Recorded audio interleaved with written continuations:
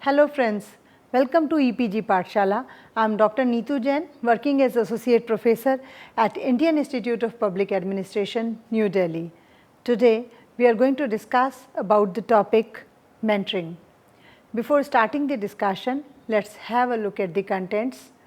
Introduction, concept of mentoring, benefits of mentoring, types of mentoring, evaluation of mentoring program, coaching, followed by summary.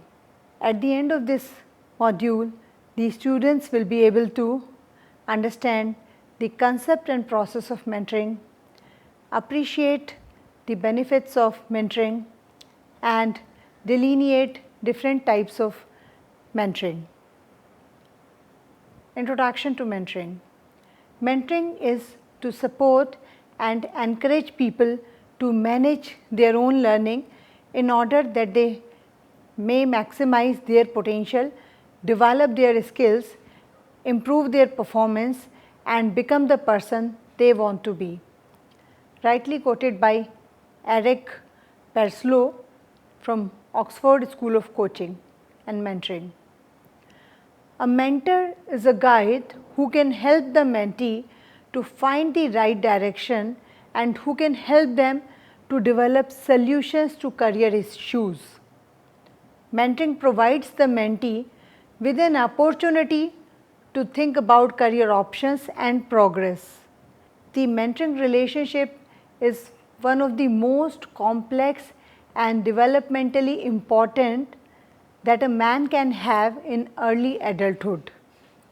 The mentor is essentially a person of great experience, and a person can qualify to become a mentor even though the protege may have never met the mentor in person.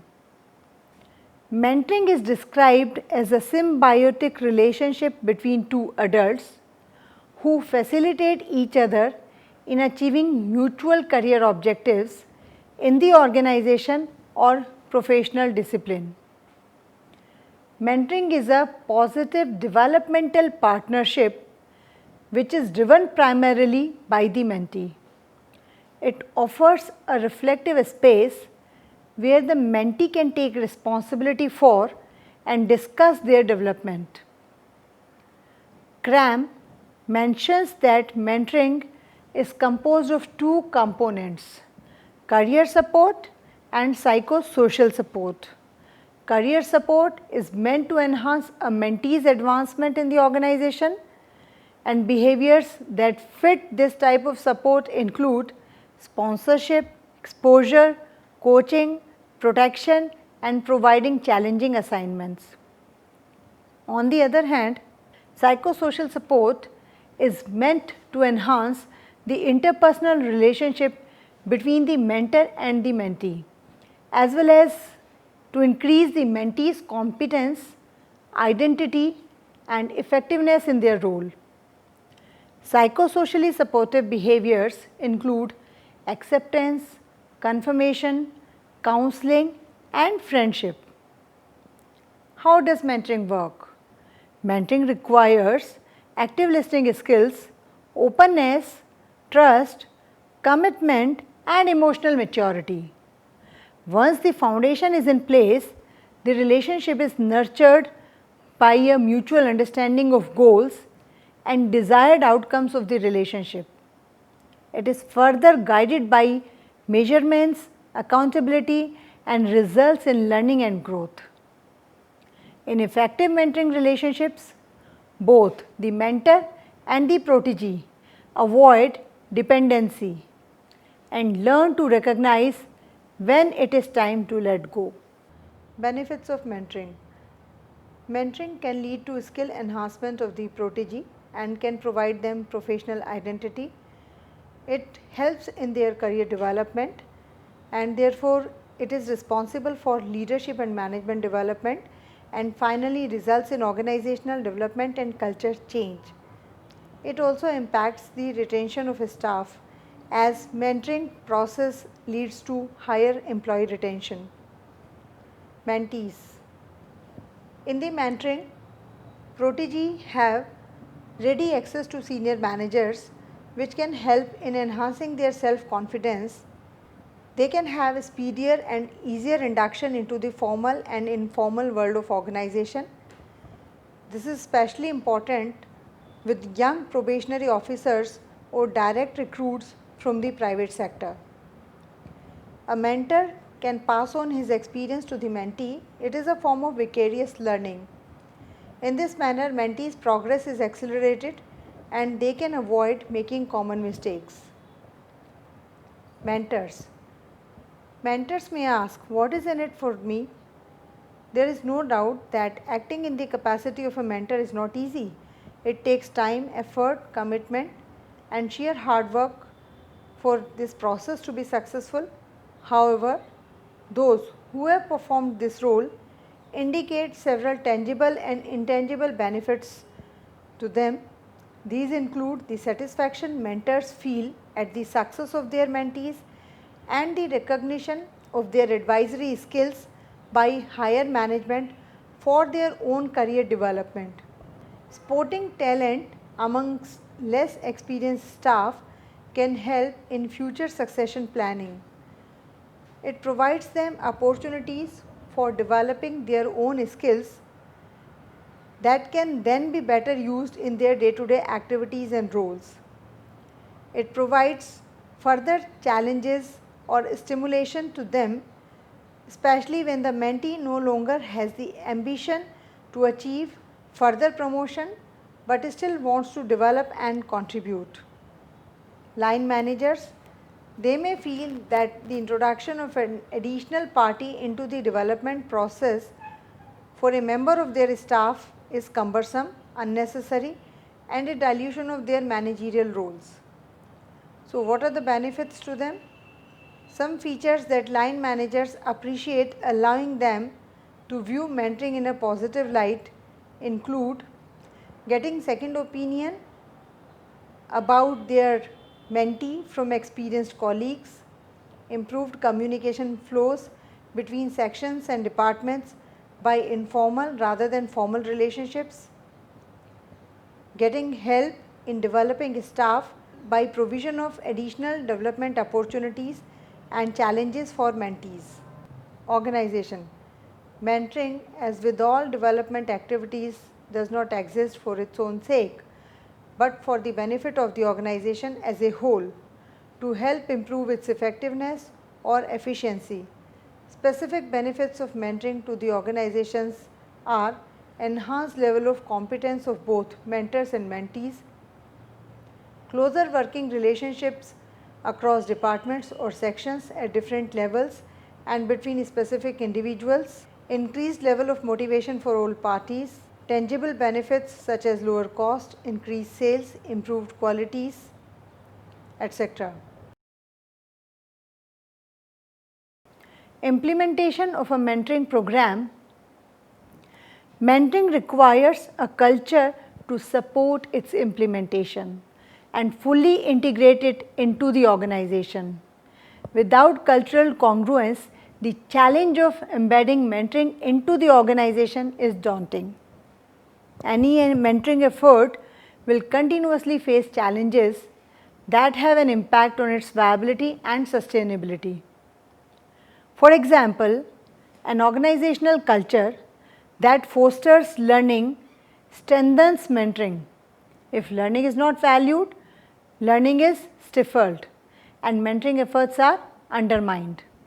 Most organizations are not looking for a mentoring program, but instead are looking to develop a culture that values and demonstrates performance against stated objectives and that is translated from current leaders to others. Types of mentoring. One-to-one mentoring. A traditional mentoring relationship is the one in which a senior person working in the protege's organization assists with protege's personal and professional development. Mentoring relationships are largely seen as didactic in nature. This is at one point of time there are likely to be two people only. Alternative mentoring models, mentoring circles.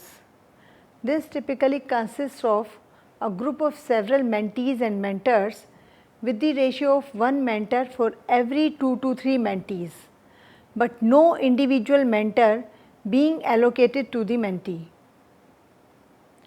Peer mentoring.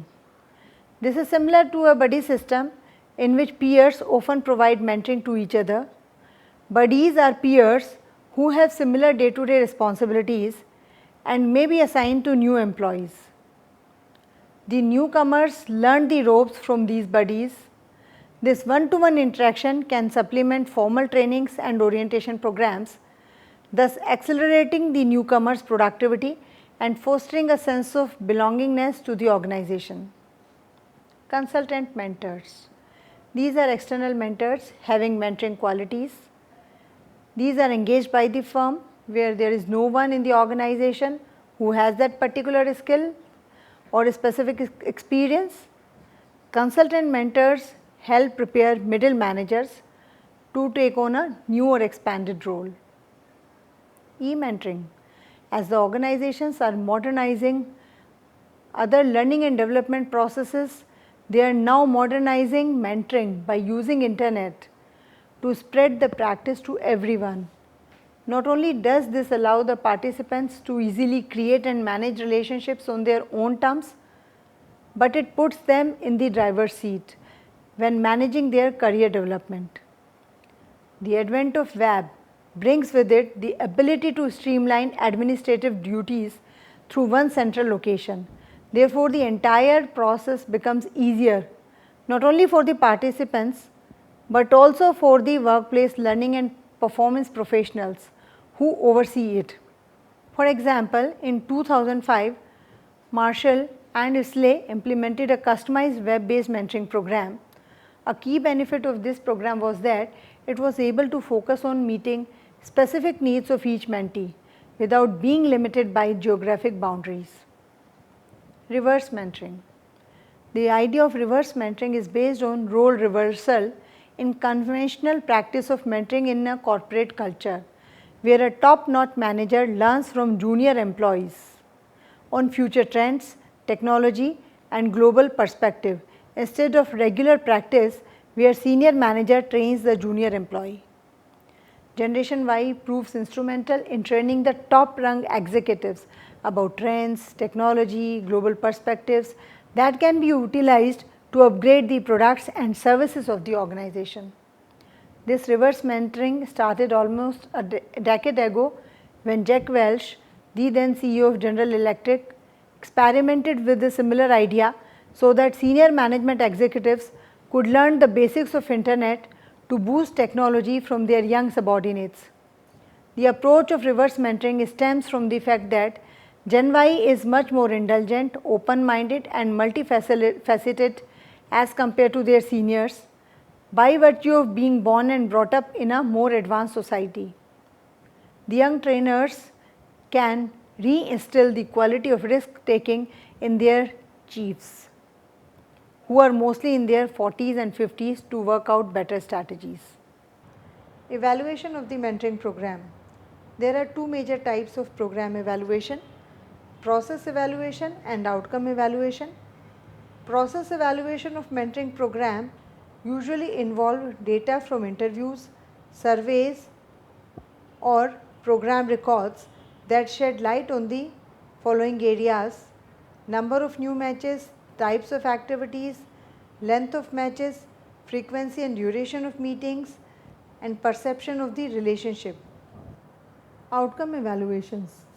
Outcome evaluations focus on what effect programs are having. Designs may compare youth who were mentored to those who were not, or may examine the differences between mentoring approaches. Information of this sort is essential for self-monitoring and can address key questions about programs and relationships. Mentoring versus coaching. Because both mentoring and coaching have become popular tools in the field of employee development, the two are often confused. While both utilize many of the same skills, being a mentor implies some specific organizational or industry knowledge that helps guide the protege's career.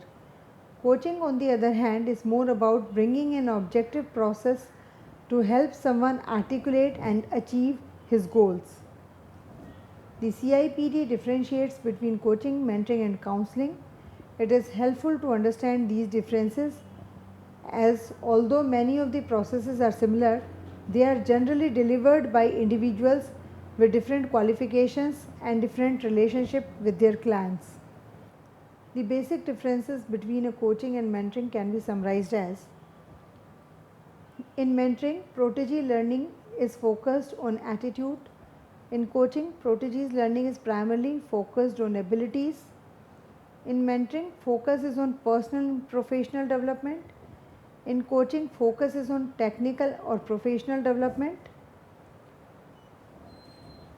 Mentoring helps protege realize his potential. Coaching helps in effective use of protege's existing competencies. In mentoring, interaction is with an effective component, while in coaching, professional interaction with protege is there. Mentor acts as a role model, while coach inspires and respect for his professional competencies. Mentoring is an ongoing relationship that can last for a long period of time, while in coaching the relationship generally has a set duration. Mentoring can be more informal, and meetings can take place as and when the mentee needs some advice, guidance, or support. Coaching is generally more structured in nature, and meetings are scheduled on a regular basis. Mentoring is more long term and takes a broader view of the person. Coaching is short term and focused on specific development areas or issues.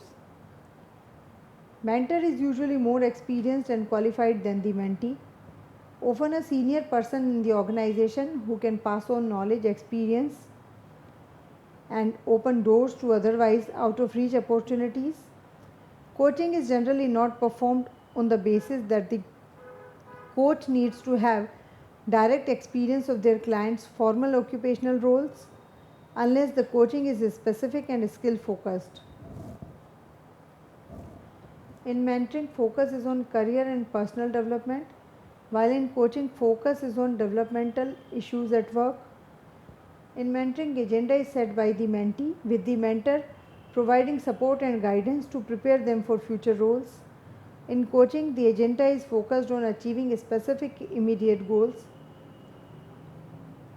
Mentoring revolves more around developing the mentee professionally, while coaching revolves around specific developmental areas or issues. Summary: the mentoring relationship has many definitions and roles. A mentor can be described as a trusted counselor or guide, a teacher, coach, or tutor, or simply as someone who takes a personal interest in your career and offers advice and guidance. Mentoring is predominantly a one-to-one activity which begins with rapport. Mentor develops protege by sharing knowledge that provides opportunities for networking, team building, leadership development, and career mobility.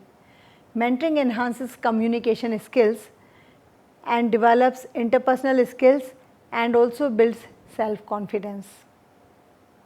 Thank you, friends.